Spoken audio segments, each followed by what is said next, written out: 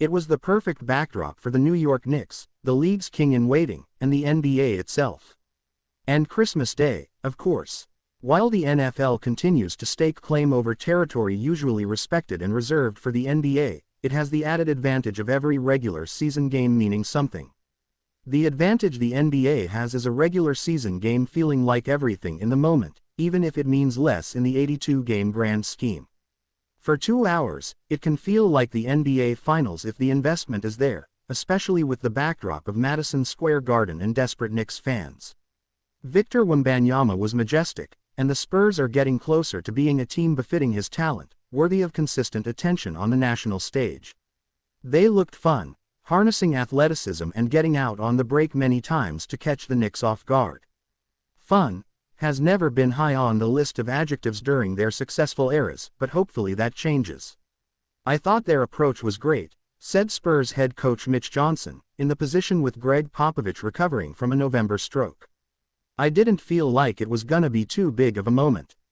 I thought the energy and excitement was in a positive way. I thought they felt they were right where they were supposed to be.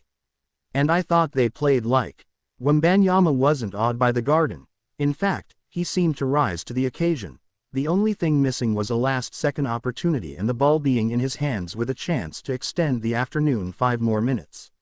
Even though he and his teammates couldn't corral a rebound on the last possession, Wembanyama and the Spurs acquitted themselves on Christmas Day.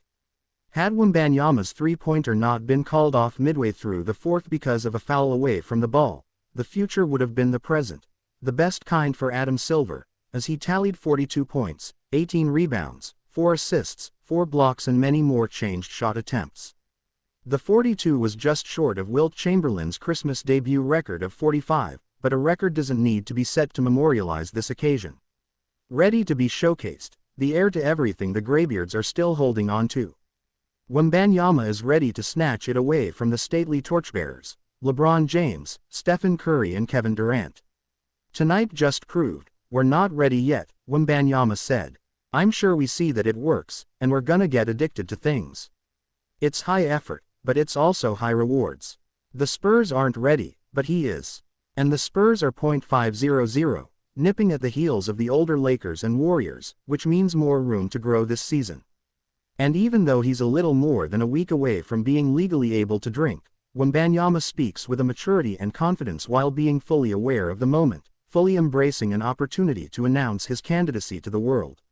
He swatted shots so devastatingly it appeared like goaltending, only to be reversed on reviews. There were long-limbed offensive rebounds and follow-up dunks over game defenders who couldn't help but be helpless to the 7'4" wonder. It's a game of anticipation, trying to read the opponent, Wembanyama said. It's a very interesting part of the game. I get many chances to block guys, but these guys don't get many chances to make layups against me. The temptation is to fantasize about Wembanyama being somewhere else, in a bigger market where a Christmas Day showcase is one of many for the casual fan, to see him on billboards with his arms stretched out, for him to have his Tiger Woods, hello world, moment. But there's nothing wrong with Wembanyama being in San Antonio, or Shai Gilgeous-Alexander being in Oklahoma City, or if the incoming Cooper Flag ends up in Salt Lake City. Young superstars are presumed superstars in Flag's case being in small markets. The old and tired excuse of those well-run franchises not allowing the public to know their transcendent stars shouldn't be allowed by the league any longer. There are arguments to be made for small markets complaining about advantages of the Los Angeleses and New Yorks, but those same franchises benefit from the revenue jumps provided by the marquee franchises, and because of this two-apron system with salaries, the scales will be as even financially as each franchise wants it to. With that said, those franchises can't play both sides of this. They have to participate in the growth of this league, or at least in keeping the real estate it has in the American lexicon. The NBA can't afford to have franchises sit on the sidelines, almost resentful of the league office in some circles, while pocketing bread. There are a lot of withdrawals and not enough deposits into the present and future of the league, and fans won't invest in new stars unless they feel as if they know them in some way. Behaving as if players are holding state secrets and not in the entertainment business can't be looked upon as cute anymore. Can't sell mystery in an 82-game season, not in a widespread way when many fans are already investing hope into their own home markets. Wembanyama is seasoned enough, with all his experience playing in his native France before now, to handle the attention that has swallowed many before him. Zion Williamson and his body weren't ready to be the next big thing.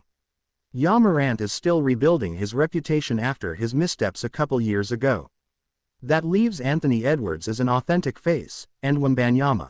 The public should get to know Wembanyama, and the NBA should aid and abet in that journey, because it's critical to figuring out the league's future. It's no secret one reason for the Golden State Warriors' popularity was not only their excellence on the floor. Hint to the NBA. America loves basketball dynasties, not parody, but there was a feeling of proximity to Stephen Curry, Draymond Green, Klay Thompson and, for a spell,